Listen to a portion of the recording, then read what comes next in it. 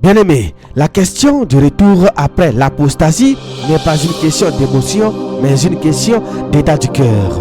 Beaucoup veulent une phrase courte. Dieu pardonne toujours, donc tout est réglé. Mais la Bible ne parle pas comme ça. La Bible parle autrement. Elle montre que le vrai problème n'est pas seulement le péché, mais l'endurcissement, c'est-à-dire un cœur qui, à force de refuser la vérité, devient incapable de répondre à la vérité. Il faut comprendre une chose, bien-aimé. Dieu ne ferme pas une porte au hasard. Ce sont les refus répétés de l'homme qui finissent par produire un état où la repentance n'est plus désirée. Au début, l'homme sent la honte. Il est repris intérieurement. Il sait qu'il s'égare. Il lutte, il tremble parfois. Il dit « Je dois revenir ».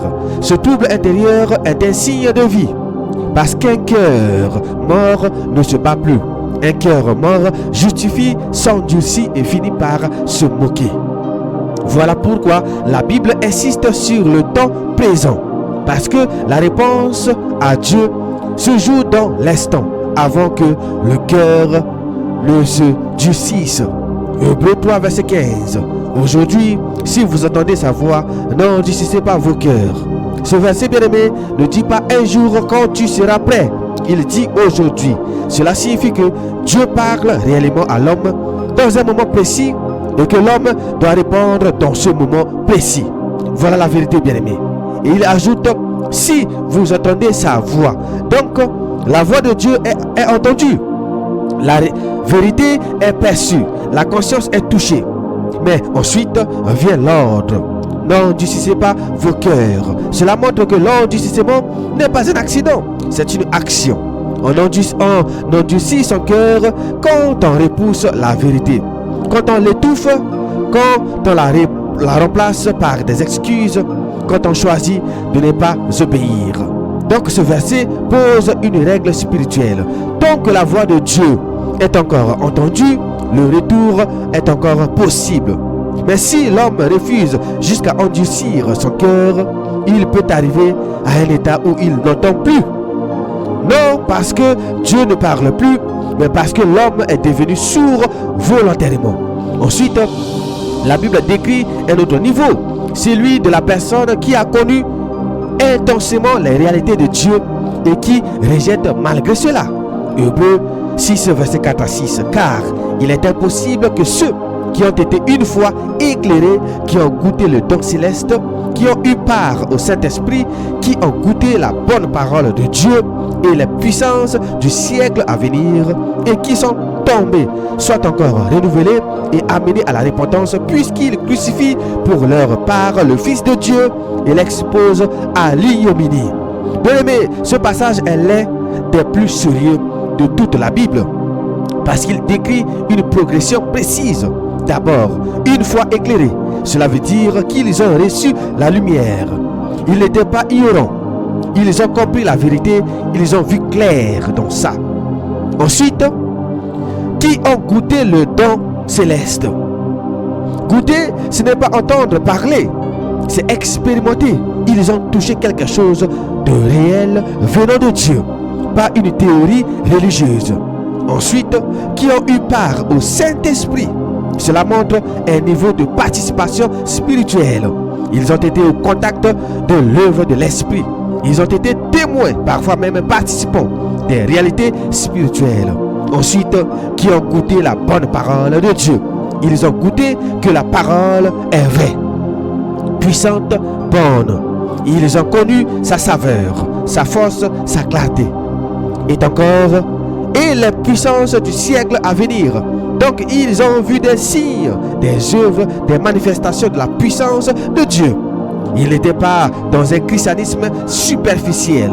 Puis vient la chute. Et qui sont tombés. Ici, tomber ne veut pas dire trébucher dans une faiblesse. Le contexte montre un abandon, une rupture, une sortie consciente. Et la phrase la plus dure, il est impossible d'être encore renouvelé et amené à la repentance. Pourquoi, bien-aimé? Parce que le texte explique, puisqu'il crucifie le Fils de Dieu et l'expose à l'ignominie. Cela signifie qu'ils ne se sont pas neutres. Ils deviennent opposants.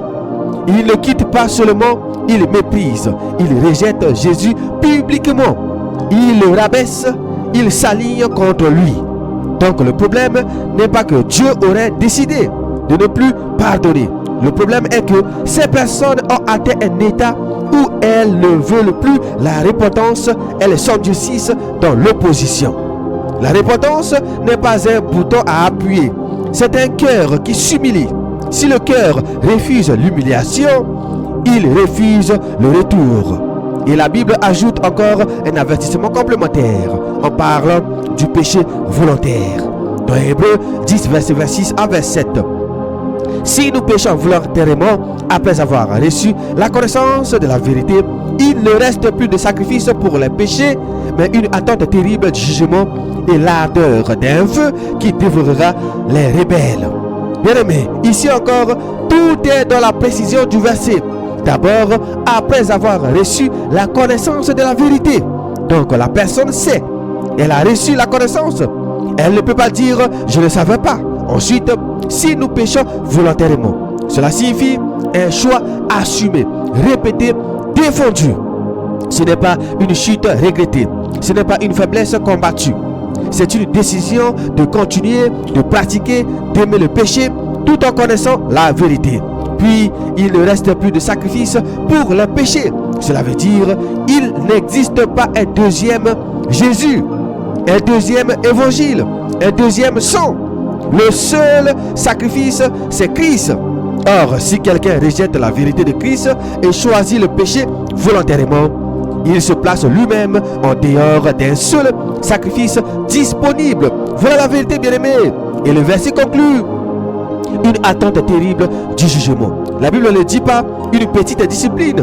Elle parle du jugement, elle parle de feu, elle parle des rebelles. Parce que le péché volontaire après la connaissance, ce n'est plus une simple faiblesse, c'est une rébellion contre Dieu. Donc, voici la vérité biblique sans illusion. Le retour est possible tant que la conscience est encore vivante, tant que la vérité dérange encore, tant que l'homme est encore capable d'humiliation et de repentance. Mais dès que l'homme glisse dans l'endurcissement, dans le rejet conscient, dans le péché volontaire défendu, dans la moquerie de la vérité, alors il s'approche d'un seul où la Bible dit il est impossible. Non parce que Dieu manque de puissance, mais parce que l'homme ne veut plus revenir. C'est pourquoi l'appel de Dieu reste aujourd'hui. Tant que Dieu parle encore à ton cœur, ne joue pas avec cette voix. Parce qu'un jour, si tu continues à la repousser, tu peux te réveiller dans un silence intérieur où tu n'es plus capable de répondre. Et ce silence-là n'est pas une paix. C'est un signe terrible que le cœur s'est endurci. Bien-aimé, pour finir, la Bible est claire. Le retour n'est ni automatique ni garanti.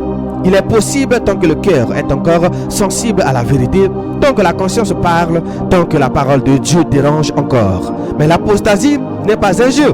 Elle conduit soit à une repentance réelle et immédiate, soit à un endurcissement progressif qui peut rendre le retour impossible. Ce n'est personne qui a décidé qui est perdu.